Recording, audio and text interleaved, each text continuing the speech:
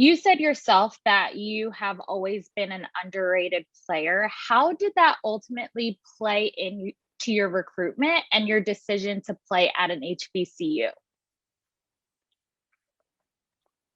Just being the underdog, and so throughout the recruitment stage and the process, Bethune-Cookman, the first game on the schedule was Miami, and so with me being able to feel like I could play at that level or was supposed to be playing at that level to begin with, that's what played a big part. And like the competition with the North Carolina A&Ts, the North Carolina Centrals, and FAMU. So it just played a big part.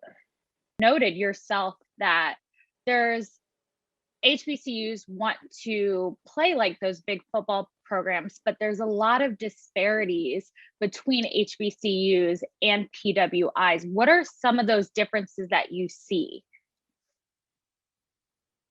The resources given. So like in our weight room, we don't have the protein shakes. We don't have like the special equipment. Um, Another disparity would just be the funding. Like we don't have the money, and that's about it. A lot of people don't go to our schools and they don't invest in our schools, so we're not able to push it. We're not able to get the top recruits because Yeah. it's money. Like a lot of people say, they split it up between like black college football and regular football. But in reality, every great athlete on the field on Saturdays is pretty much black. So it's not really a difference between black college football and football. It's just the funding. And noting the funding and investing in HBCUs this past year, the sports world has seen an icon like Deion Sanders invest in JSU and land some huge recruits for college football. And now that we see the power that that investment and funding can have, what does it mean to be a part of something else like the HBCU Legacy Bowl that's giving another opportunity for HBCU players? It's amazing. I can't wait to participate in that. But it just shows how much talent is in the HBCU community, and because Jackson State did not win the Celebration Bowl, South Carolina State won it, and so like I was rooting for both teams. Like it was a great game, and it just showed like by South Carolina State being able to beat these 4 stars, these 3-star recruits, the great coaching, and it just shows like how much has been here, like the talent that's been in HBCUs. Like it didn't just start. And with that talent that you're noting here, how do you continue to stay motivated to go after your dreams despite all those setbacks and adversity that comes with playing at a school that is less funded than those Power Five schools? Because it's happened before, and there's people still making great plays every Sunday that played at HBCUs. You have Darius Leonard, who's an All Pro. You have Teron Armstead, that's been blocking for Drew Brees for numerous years and still going from Arkansas Pine Bluff. Tariq Cohen. You have a D tackle from South Carolina State. Like there's so many people that played this game at such a high level that came from HBCUs. So it shows that it can be done. And with my size and knowledge of the game, I feel like I can fit right in and play at the level on Sundays. And noting adversity, the world itself has experienced one of the biggest setbacks with the pandemic. And for you, you had to sit out in 2020.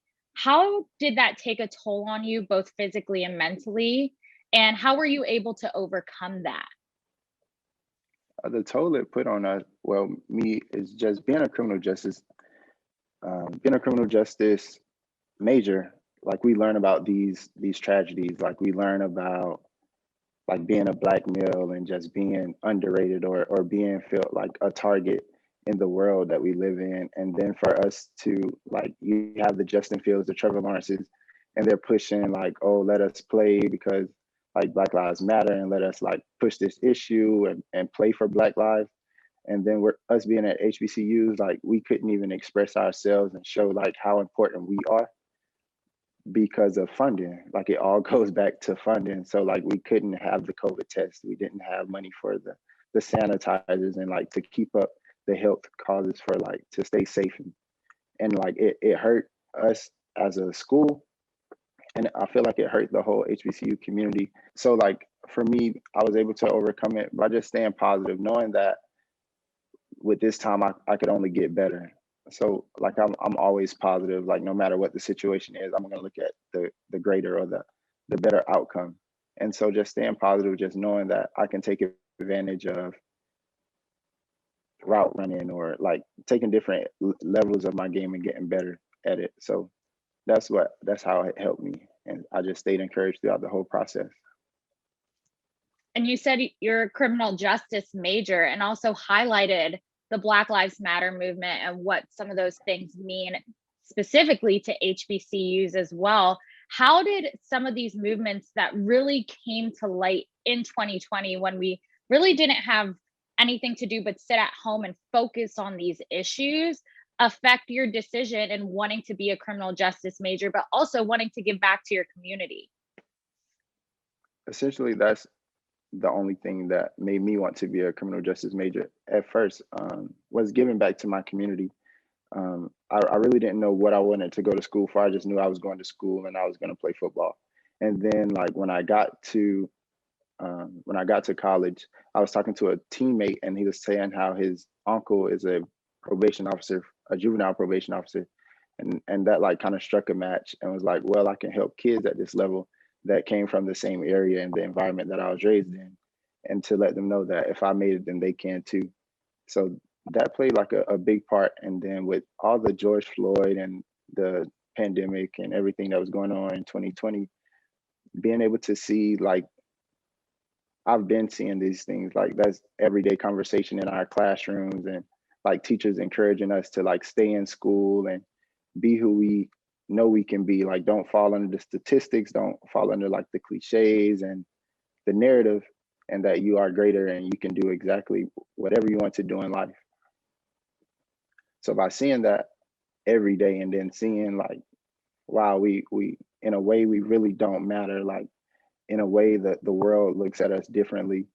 And like in a way it's just so much more that like we have to fight as Black people in the life in our lives. And that it's just, I don't know, it was just crazy to see it like nationally, like all over the world. Like we know, like going to HBCUs or just living in our lifestyle, that it's certain things that we can't do, and then that other people can. And like now it's just being shown like publicly.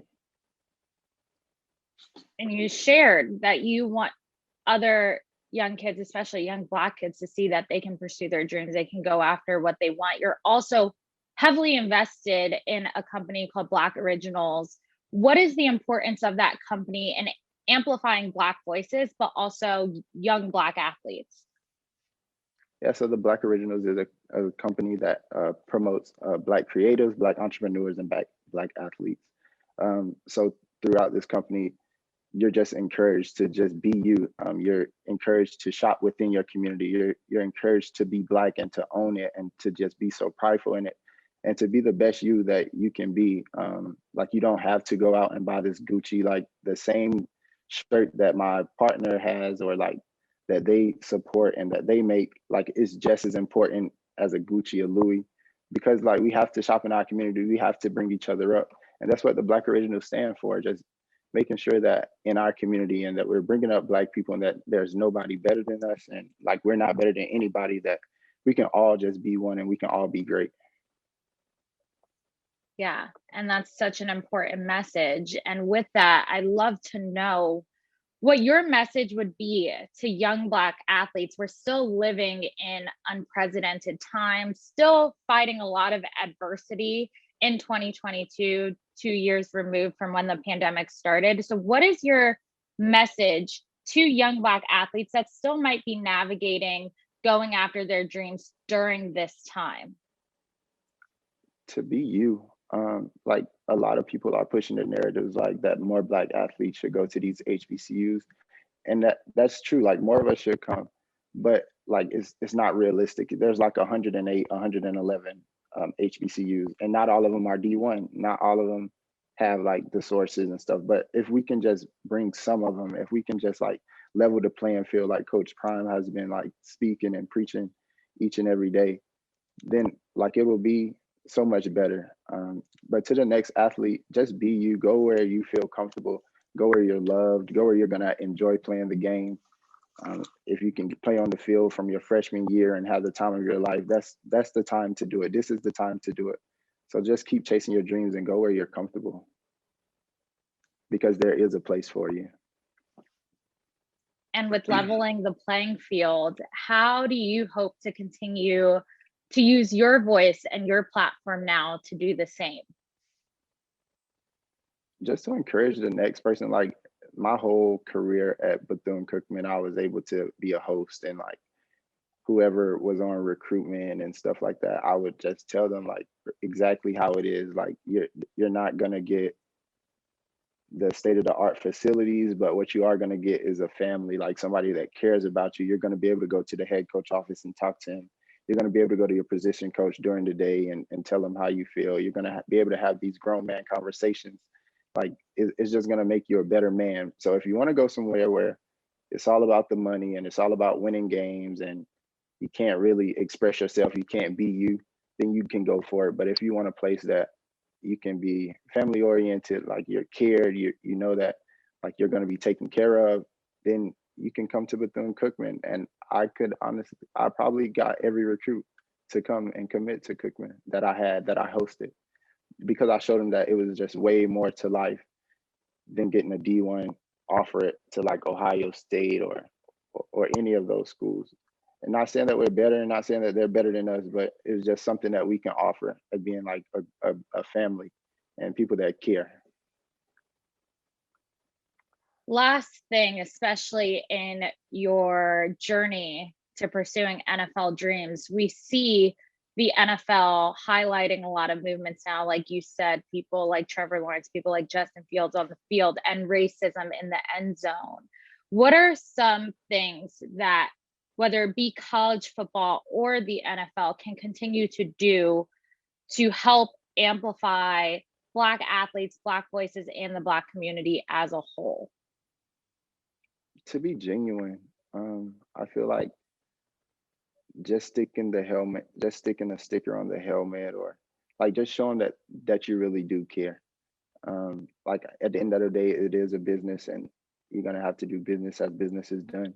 But a couple of things that we could do is just like the things that they're doing now with like the Legacy Bowl, being heavily involved, making sure that Scouts is here and making sure that the Legacy Bowl is sponsored by so many companies, and it's actually bigger than I ever thought it would have been. Like when I first accepted it, and it's still getting bigger. Like they're still getting sponsors. So I mean, they're doing a great job, and like of course everything can always get better, and I feel like it will. They're even giving out like career fairs. It's a career fair at the Legacy Bowl, giving HBCU students all around the world to get a job and just be find a career that they can be successful in. So they're doing a great job, and I commend them. Maybe going into the communities, going into these less fortunate communities, and just making something, just showing people that you can be more. Even with the career fair, like yeah, everybody wants to be the next LeBron James. Every Black man wants to be Michael Jordan or Patrick Mahomes, but like there's more to it. You can use football to set you in these situations where you can be successful in life. And that's amazing. Thank you for joining me today, and best of luck in New Orleans. And I can't wait to watch you and so many others play. All right, thank you.